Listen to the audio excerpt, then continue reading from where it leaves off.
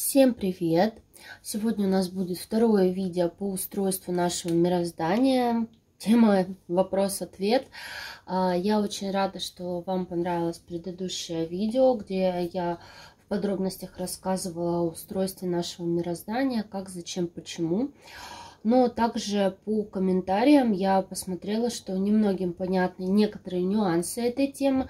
Возможно, так как для меня это что-то очевидное, а для людей не очевидное, я могла не заострять на этом внимание и прям не проговорить, или как-то люди недопоняли. Поэтому некоторые вещи, некоторые вопросы я более глубоко сейчас освещу, тоже пройдусь по ним. В принципе, для того, чтобы у нас с вами некоторые ложные представления отпали. И также я поняла то, что, в принципе, не все понимают то, что подразумевается под Вселенной. Некоторые вообще путают Вселенную, то есть Создателя Вселенную, с Создателем мироздания, нашего конкретно мироздания, и также, с душой нашего мироздания, хотя это вообще абсолютно три разные души, но некоторые путают, хотя они являются, можно сказать, родственными. И вообще, даже само представление о том, как устроено наше мироздание, мироздание Вселенной, откуда она взялась, вообще, что... И почему-то у многих до сих пор как рептилии заложили нам, что наше мироздание, оно одно во Вселенной, больше такого нигде нет, в плане того, что мы, это, знаете, это программа, которую в нас заложили, программа одиночества. Программа одиночества в том плане, что кроме нас ничего нет, кроме этого мироздания ничего нет, кроме этого куска, от Вселенной ничего не существует больше. Хотя те же самые физики в этой лженауке рассказывают нам о том, что наша планета является одной из сотен миллионов других планет, и там это маленькая-маленькая песчинка в бесконечном океане Вселенной, галактик там и прочего. И это так и есть. Только наша Вселенная немного более сложная, чем ее рисуют физики. И тем не менее, почему-то люди все равно считают, что есть наша эта точка, песчинка, а больше ничего. И идет путаница большая. Я не знаю почему, хотя я объясняла, вроде и рисовала, что есть системы мироздания. То есть система мироздания — это, образно выражаясь, как галактика. Я не знаю даже как вам. Поменьше, наверное. Но есть и системы миров, мирозданий, где... по размерам она как галактика находится. То есть это пространство определенное, определенного Творца, где он создает свои миры, то есть свои мироздания различного типа. Простые, средней сложности, либо сложные мироздания. Но, тем не менее, то есть это не так, что наше мироздание — это одно мироздание и все. Также я объясняла, что наше мироздание, Вселенная как таковая, то есть является одним большим телом Создателя, То есть, давайте так. Сейчас мы пробежимся по вопросам, а тему Вселенной, откуда вообще взялась наша Вселенная, как она создавалась, кто ее создал, был ли это один Творец, Создатель, который, как она вообще развивалась внутри, начало, развития Вселенной и прочее, мы с вами рассмотрим в другом видео, где я конкретно этой теме того, как наша Вселенная вообще и что там за пределами нашей Вселенной, тоже обговорим вообще, как устроен мир даже за пределами нашей Вселенной вообще. В принципе, то есть возьмем метавселенные и максивселенную. Это разберем. А сейчас давайте по прошлому видео вопросы-ответы. Первое. Кто-то спросил, Почему исток сам не может развязать узел из меридианов? И еще, как я поняла, очень многие не поняли, что вот почему истоку нужно, чтобы его открывали сейчас, да, ну, то есть вот этот вот затык открывали, что ему прервали темную связь с Создателем, то есть как темные, неужели они настолько супер крутые, что они взяли и такой душе высокого порядка, как огромное мироздание, многоуровневое, сложное, взяли и прям вот исток, да, вот этот перекрыли. Ребята, да, нет, я вас хочу в этом плане обрадовать, темные не настолько крутые и классные. Я же вам объясняла, смотрите, никто самому мирозданию связь с Создателем не оборвал. То есть, ну, не могли они этого сделать, они не настолько супер-пупер-дрюпер тут, чтобы такое провернуть. Они что сделали? Смотрите, ну вот, я же вам объясняла. Вот оно, наше мироздание в общем, это кружочек, один большой кружочек.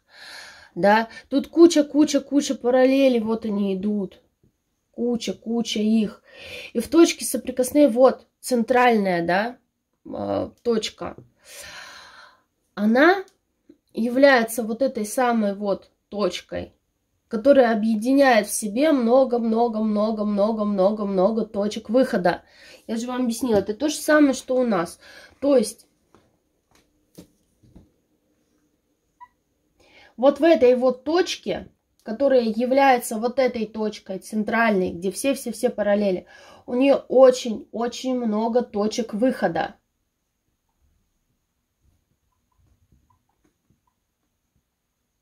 Вот, грубо говоря. Так вот, одну из этих точек, наша точка, да,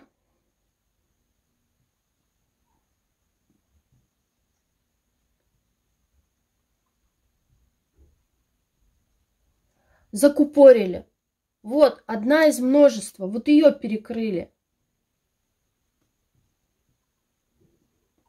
А в целом все остальное функционирует. То есть вот это не функционирует. Остальное функционирует.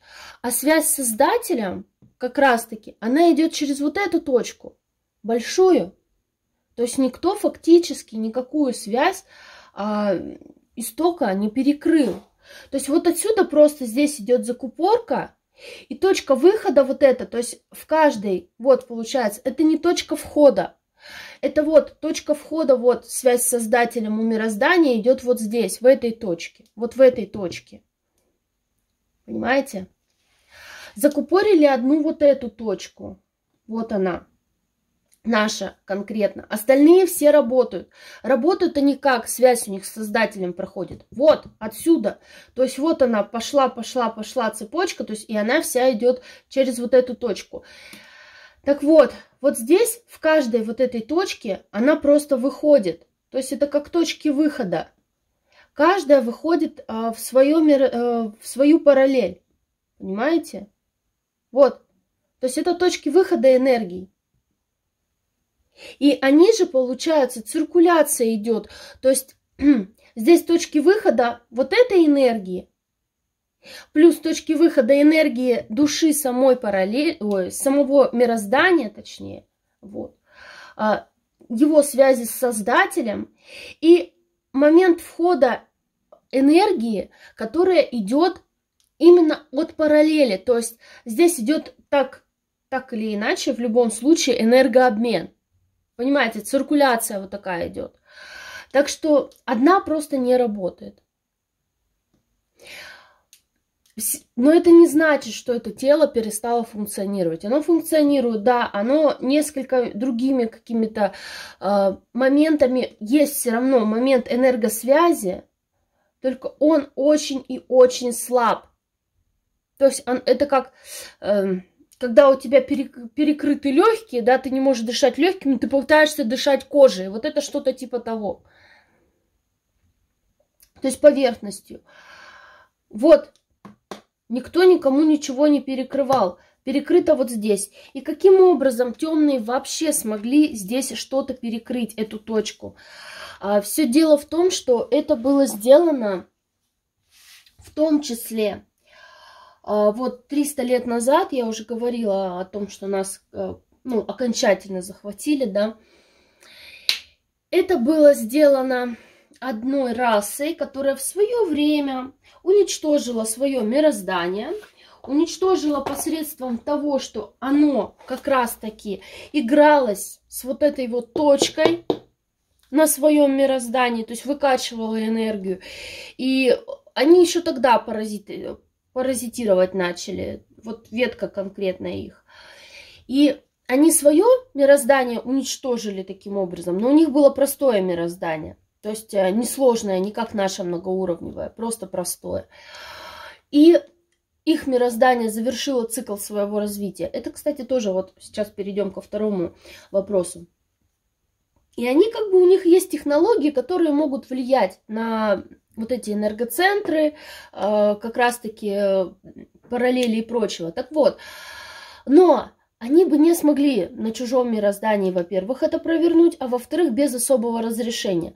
А особое разрешение они получили от одного из истинных правителей, который в то время остался живой.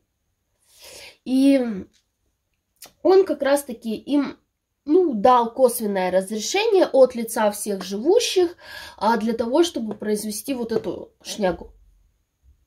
Для того, чтобы вот это все перекрыть. Было дело. То есть обманным, не обманным путем, и получается, фактически они получили разрешение. Насчет истинных правителей, я не помню, говорила я или нет, кто такие истинные правители, но по сути вот всех, кого сейчас вы видите в том или ином виде мумифицированными, вот они истинные правители, тела истинных правителей, в которых причем запечатаны души. И фактически, если брать на уровне канцелярии, официально эти души все еще находятся здесь в воплощении. То есть, понимаете, то, что их заперли в их телах, и они не могут развоплотиться, находясь просто в умерших, спящих телах, они фактически являются на воплощении. И от их лица до сих пор здесь дохрена чего делается при помощи их ДНК. Вот, но это другая история. То есть то, что я видела, вот реально, почему темные, допустим, некоторые темные, вот я вам говорила, там есть негритята, да, вот эти. Почему их вообще слушаются? Почему мироздание пляшет под их дудку там? Почему еще очень многие процессы происходят? Вот серьезно, то, что я видела, это то, что они пользуются реально ДНК истинных правителей наших. То есть берут их тела, отщипывают какой-то кусочек, что-то как-то их делают, в лабораториях там какую-то инъекцию непонятную себе это колят, и вот вуаля. У них геном временный, правда, но им постоянно надо ширяться, почему они, в том числе эти тела, очень тщательно там все охраняют, и это, чтобы им постоянно обновлять вот это вот, и люди воспринимали их, и люди, и все остальные. Есть у нас, получается, три вида генома, вот, которые как раз-таки связаны с вот этим моментом истинных правителей и прочего. Вот они этим прекрасно пользуются. Ой. То есть фактически это как ни живой, ни мертвый. Вот так вот, где-то между, посередине, вот наши истинные правители сейчас в таком виде находятся. Вот.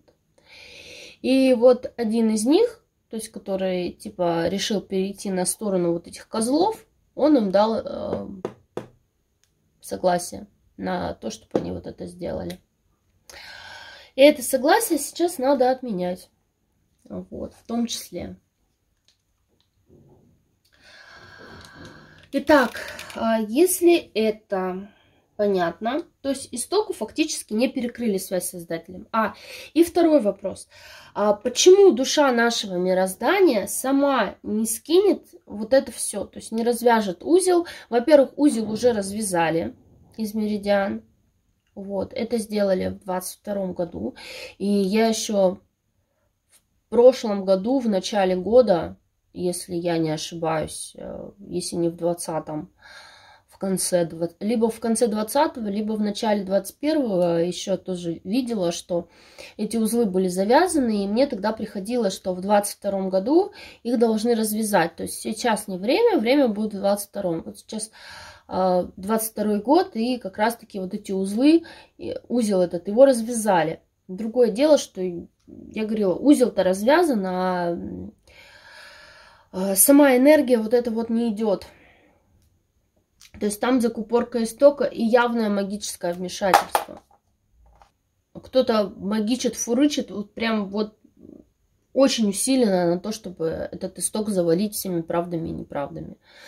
Потому что если до этого я смотрела, когда развязали меридианы, там как бы была вот эта точка входа, она была нормальная, хоть и спящая, ну, фактически столько времени не работала, как бы оно не сразу там чего-то, кого-то начало бурлеть, потом что-то вроде процесс пошел и просто запечатали намертво. То есть кто-то очень хорошо магичит на то, чтобы этого не случилось. И это тоже надо запрещать. Почему же само мироздание не развязало? Да потому что, ребята, если бы мироздание... Вот я это с детства, у меня, в принципе, был момент, что наше мироздание, вот почему ты терпишь, почему ты вот это делаешь, ты же можешь вот просто один раз чихнуть, и все полетят нахрен отсюда, и все. Только одно дело, ребята, понимаете, в чем суть? Я же вам рисовала.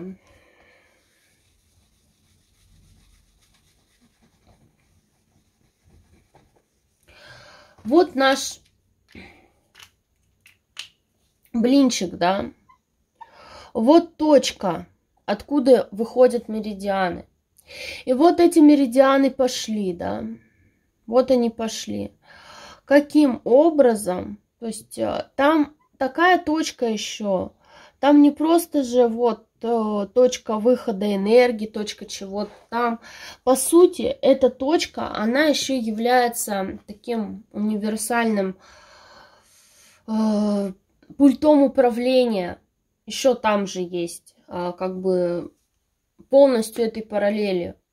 Как, знаете, как программа, вот, когда компьютерную графику какую-то делают, да, и макеты там вот полностью рисуют и все прочее. То есть можно управление какое-то вот каким-то макетом. Здесь то же самое, то есть здесь вплоть до того, что через вот эту точку те, кто имел доступ, и те, кто имел право, вот как раз я говорила про истинных правителей, да, вот, у которых было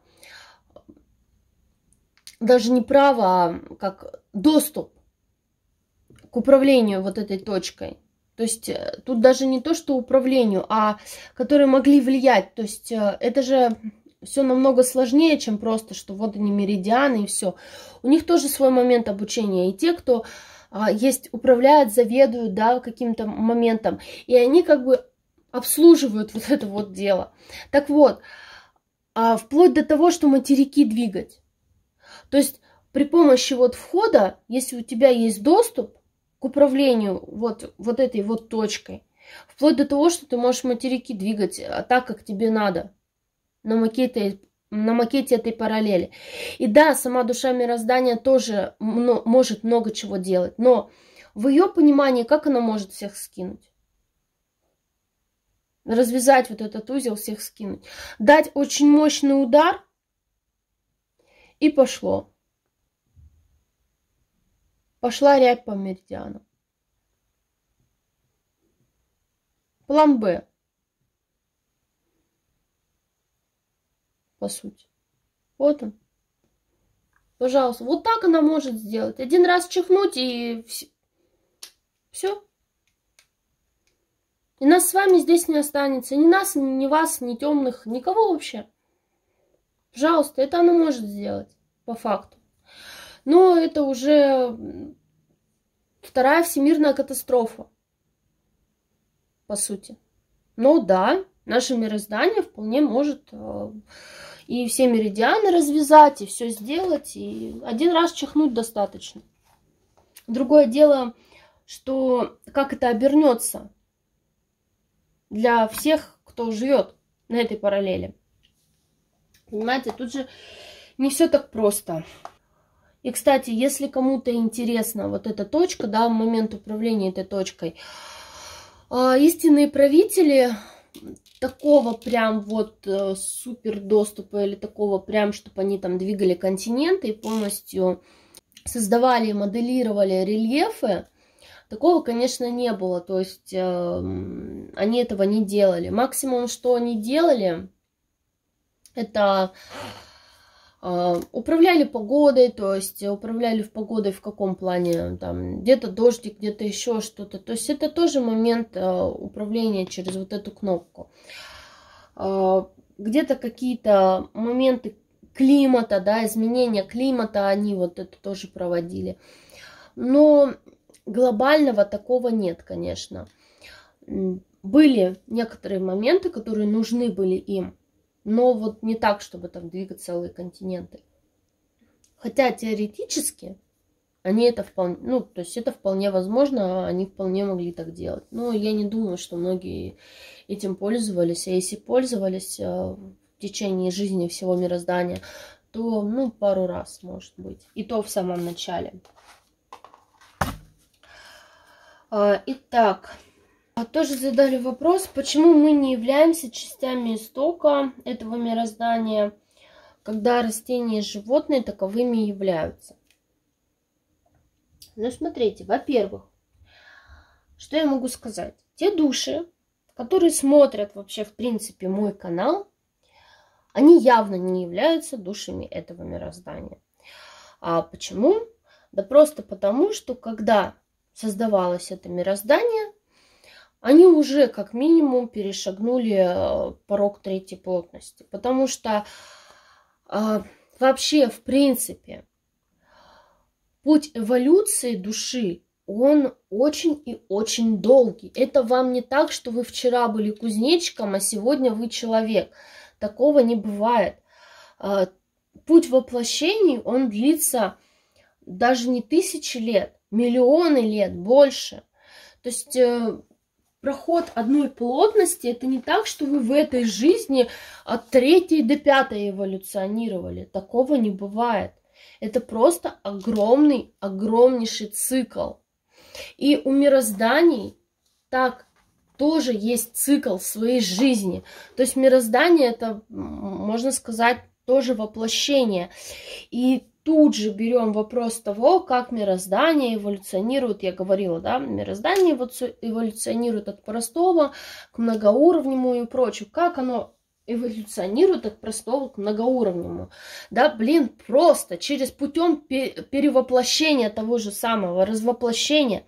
То есть, когда мы говорим о том, что вот мироздание, да, мироздания также умирают. То есть развоплощаются. Каким образом? Да таким образом, что его разрушают. Не беспокойтесь, у нашего мироздания цикл еще очень долгий, потому что если мы берем вообще, в принципе, наше мироздание как многоуровневое, и то, что оно относительно молодое, то цикл его еще достаточно велик. Поэтому в этом плане оно еще витков много пройдет. Другое дело, допустим, что вот то же самое простое мироздание я вот тут взяла. Те гады, которые нам вот это вот делали, которые технологии свои развивали вот эти. Я говорила, что они свое мироздание разрушили. И разрушили, да, каким образом? То есть они разрушили вот...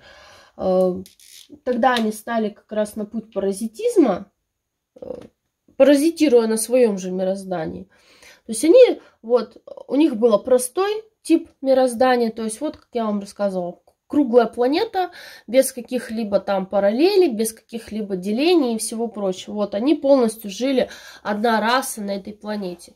И что они начали делать? Да, они начали такие, о, блин, а ведь душа мироздания, это ж просто, это ж колоссальнейший уровень энергии, это колоссальнейший источник энергии, потенциала и прочего. А почему бы нам не попаразитировать на нем? Почему бы нам не использовать? И то есть они что сделали? Они начали, то есть они подсоединились напрямую, какие-то там у них установки свои машинные, подсоединились напрямую к душе мироздания и начали просто ее качать. начали просто пытаться качать, выкачивать из нее энергию. И все, то есть, во-первых, они начали паразитизмом заниматься. Во-вторых, создателем этого мироздания, в том числе, было принято решение о том, что, ну, так дело не пойдет. То есть путь развития мироздания зашел к тому, что это мироздание начало страдать. И как следствие, итог этого всего получилось, то есть это мироздание просто разорвалось.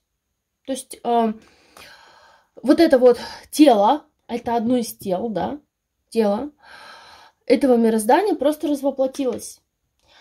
Эти гады, правда, вот, к сожалению, наверное, успели на кораблях разлететься, вот, эвакуироваться, и все, и вот они остались без своего мироздания, как в море корабли. И тогда же, когда вот это вот произошло, а это произошло очень давно, на еще заре, когда не так давно было заселено вообще наше мироздание, в принципе,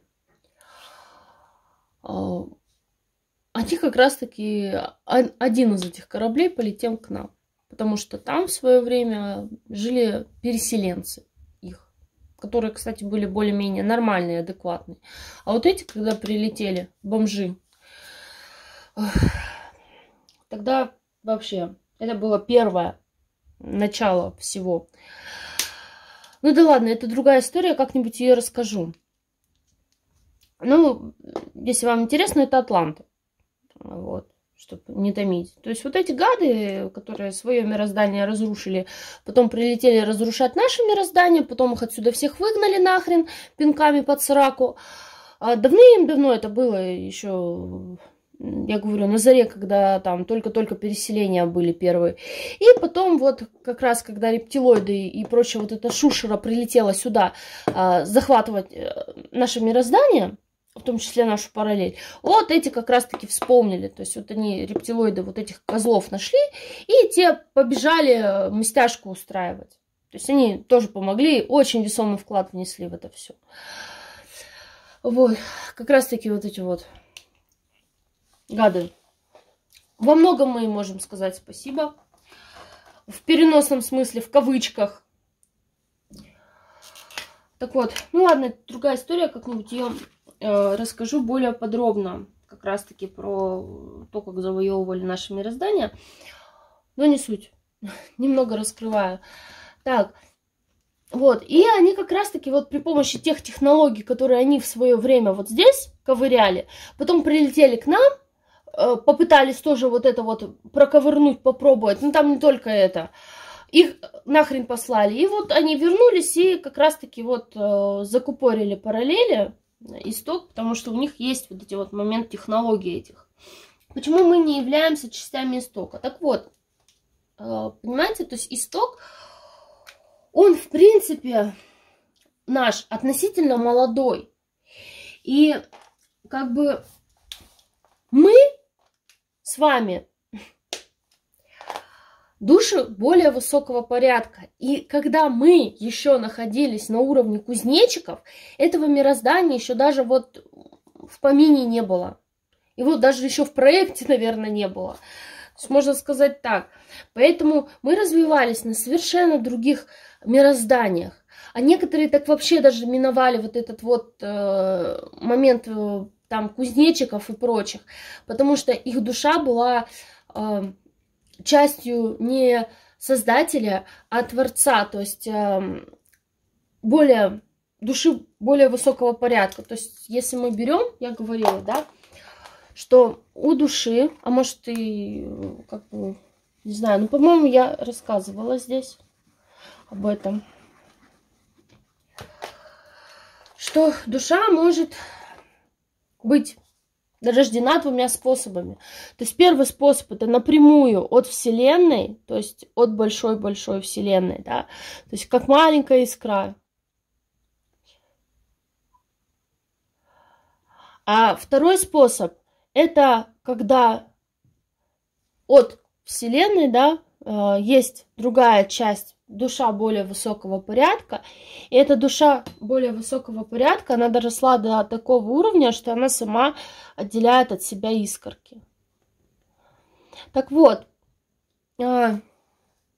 те, кто родился вторым способом, то есть вот, не как малая искра от Вселенной, а как малая искра, то есть от другой искры, те могли родиться душами более высокого порядка изначально. То есть, как правило, ну, не обязательно, конечно, но как раз вот эта душа, она может создавать искры того порядка, части, да, свои, которые она захочет. То есть она может создать искру уже изначально, которая, допустим, соответствует 4-й плотности.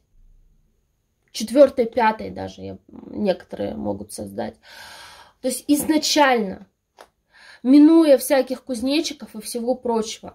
Потому что так или иначе она передает часть своего опыта, может передать, да, который в состоянии и прочего, уже вот этой искорки. И эта искорка рождается уже подобная своему родителю в том виде, в котором хочет родитель. Это тоже момент творения и момент того, как в себя выражает вот эта искра. То есть то, что мы рождаемся, по сути, как маленькая искорка, которая проходит путь от малого до Вселенной, это не обязательно правило, если это касается именно душ высокого порядка. И то, что наше мироздание, вот, как я говорила, да, растения, животные в нашем мироздании являются именно искорками, отделившимися от самого мироздания. Вот, это как раз-таки второй вариант развития событий, когда наши души являются детьми, то есть частью большой искры, которая в свое время является также частью, да, изначальной искры, то есть частью этой Вселенной. Но она уже дошла до такого уровня, чтобы самой отделять искры.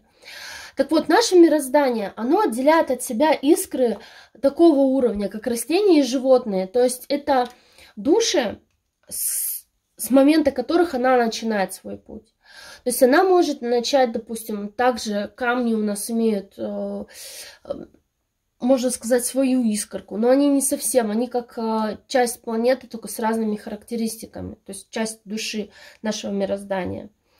Землю, саму Землю, если мы берем, ну, в кавычках, кремниевую жизнь, я бы сказала, что это больше душа самого мироздания, самой планеты.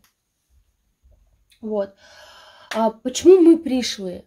Да потому что, я говорю, в тот момент, когда наша, в принципе, душа вообще проходила какой-то вот такой уровень, там, допустим, животных или растений, или еще кого-то, нашего мироздания в принципе еще не было. Вот, еще раз это повторю. И даже вот если брать наше, да, мироздание конкретно, у нас даже канцелярии разные. То есть у животных и растений, как раз-таки, которые здесь воплощаются, у них своя отдельная канцелярия.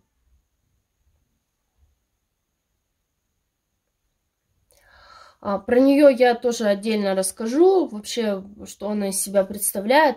Но это абсолютно отдельный орган власти. И даже больше скажу.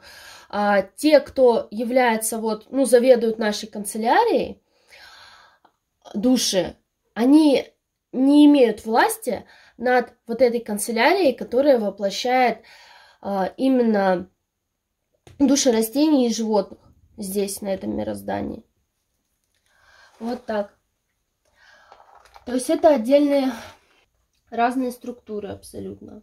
Но, тем не менее, они между собой сотрудничают, чтобы вы понимали, как бы это не так, что одна нога шагает отдельно от второй. Это не так.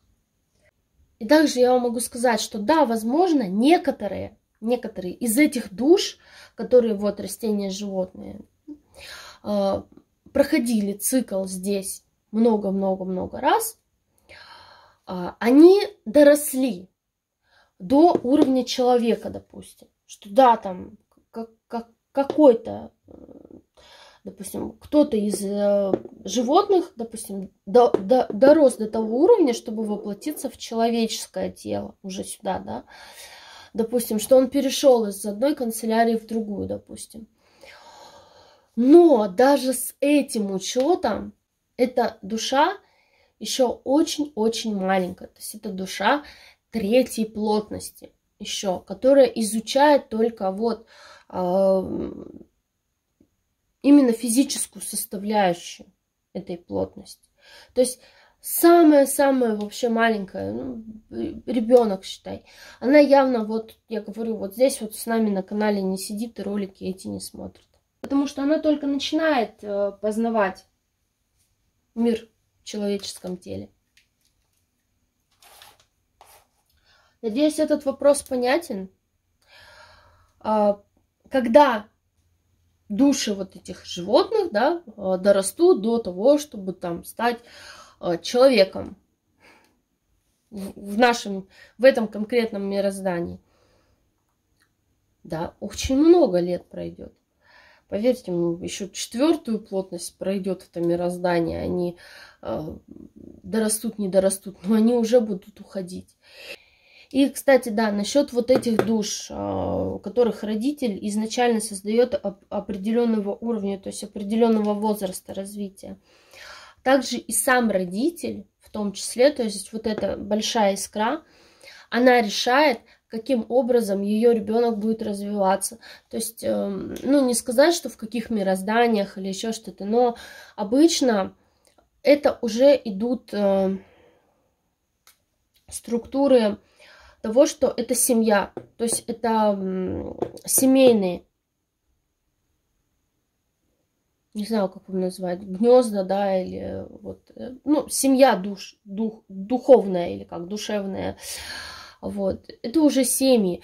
И внутри семьи обычно, допустим, вот эти души, даже если они не будут развиваться в лоне этого мироздания, то есть где-то там в другом месте, то обычно они будут развиваться, даже если, да, где-то внутри семьи, то есть на мирозданиях этой семьи конкретно, то есть в мирозданиях вот этого вот конкретного рода. Но это не значит, что все мы, кто сейчас находится на вот этом мироздании нашем, да, это все мы принадлежим к единой какой-то семье духовной, которая владеет конкретно вот этим мирозданием, которое создавало вот это мироздание. Она создавала. И, кстати, да, многие там, что это мироздание, оно является творцом самого себя. То есть некоторые поняли, что творец нашего мироздания и наше мироздание это одно и то же, это одна и та же душа, но это не так. Если мы берем как раз по вот этой концепции, то наше мироздание это дочерняя душа.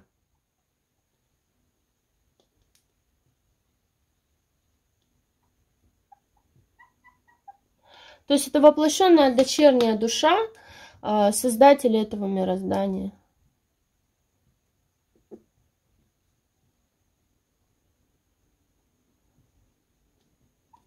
Создатель мироздания, вот он отдельно, он создавал каркас, то есть вот этого нашего мироздания многоуровневого.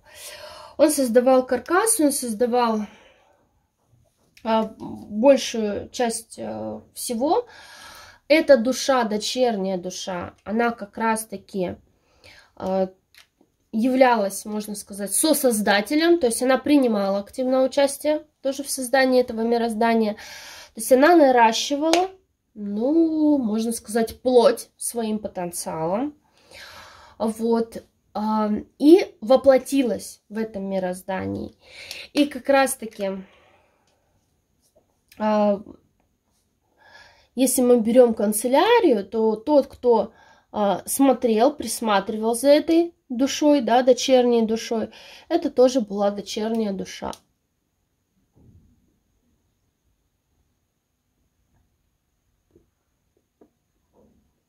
Дочерняя душа вот этого вот как раз-таки создателя этого мироздания. Создателя этого мироздания, а не Вселенной. Потому что он, в свою очередь, является дочерней душой для этой Вселенной.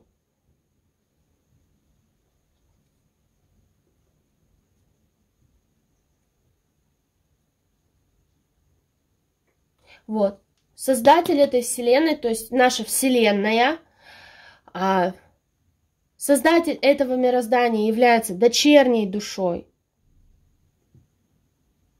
Дочерней душой создателя этой Вселенной. Наше мироздание является дочерней душой этого создателя мироздания, да.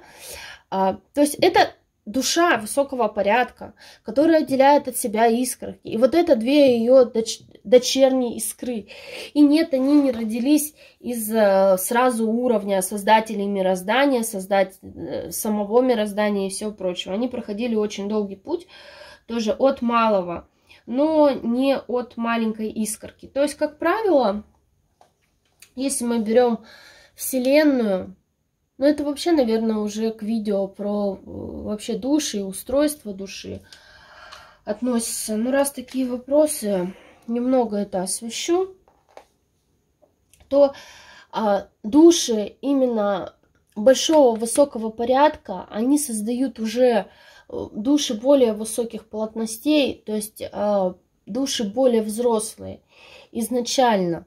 То есть я уже говорила, это где-то 4, 5, если мы берем. И когда, но если это мироздание, которое уже начало себя проявлять, и то есть создавать себе маленькие души и искорки, вот такие вот, это значит, что оно уже практически дошло до того уровня, чтобы самому стать Вселенной. То есть это тоже момент развития ее. Но это не правило. Но то, что я вам говорила про эволюцию души, в принципе, эволюцию души от малого к большему, так и есть. То есть много искр, действительно, которое изначально отделено было от Создателя Вселенной, как искорка маленькая, она проходит весь огромный цикл. И рассказать вам про малый цикл, допустим, когда вот Создатель, да, большая вот такая искра создает уже большую искру, и это все начинается, и как бы миновать при этом большой цикл, ну, это тоже неправильно. Просто это немного разные темы. Так, хотя если косвенно брать, то мы это тоже все переживали, потому что так или иначе родительская душа, она имеет представление о всех этих состояниях. И она это все передавала дочерней искре. А дочерняя искра, она же как, ну, плоть и кровь считает. То есть она часть, имеющая в своем потенциале уже заложенная в нее очень большой потенциал родителя. То есть и так или иначе она будет являться отражением родителя. И по характеру, и по каким-то внутренним своим убеждениям, и по энергетике родительская душа и дочерняя душа, они очень похожи. Так, ладно. Странный вопрос задали. Планета — это дом разных параллелей, и есть ли разница между планетой и мирозданием? Ну, вообще, планета — это название, мироздание — это тоже название. Мне просто ближе название мироздания. Я понимаю, что это правильно. Правильно говорить мироздание, не планета. Хотя, если вам удобнее называть планета, можете называть планета. В принципе, без разницы. Тут я вам рассказывала об устройстве вообще всего. И то, что наше именно вот такое сложное, это не значит, что все остальные тоже такие же сложные. И если брать вообще мироздание, вот некоторые опять же начинают путать почему-то, что вот миров много, да, вот я говорила, и что это целая вселенная.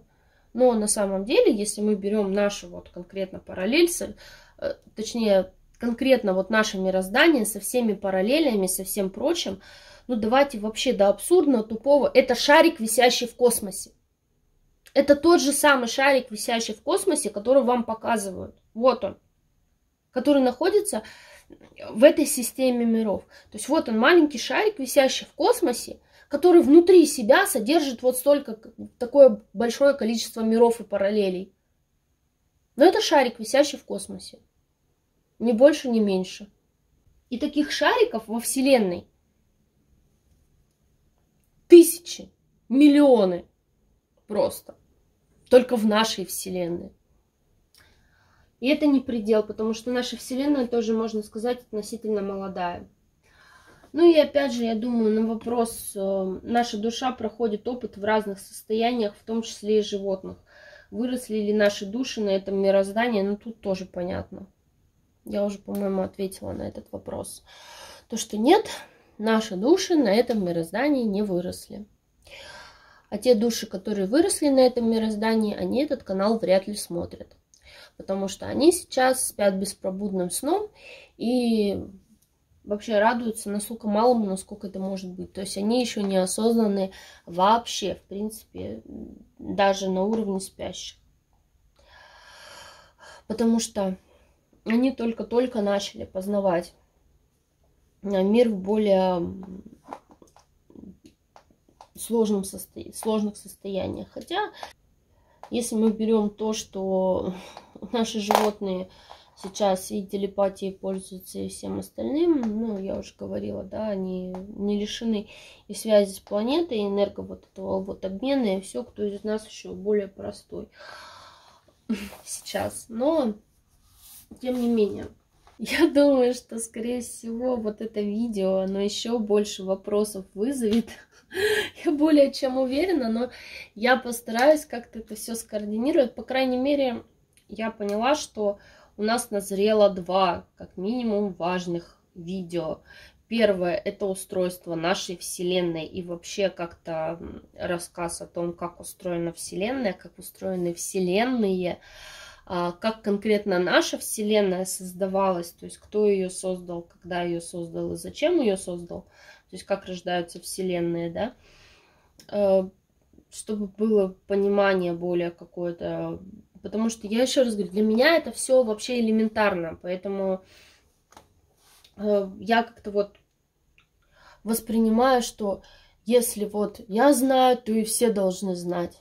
И эту картинку, которую вижу я в своей голове, то есть то, что я воспринимаю, я пытаюсь передать так, как вот ну, максимально вообще, максимально. Ну, не всегда получается. Так, это первое у нас назрело. И второе видео по вообще душе, по устройству души. Как душа рождается, что душа, почему душа, тела и все вообще все, что касается устройства души и все, что касается и рождения, допустим, через создателей уже высокого уровня и всего прочего, это тоже нам с вами предстоит видео сделать.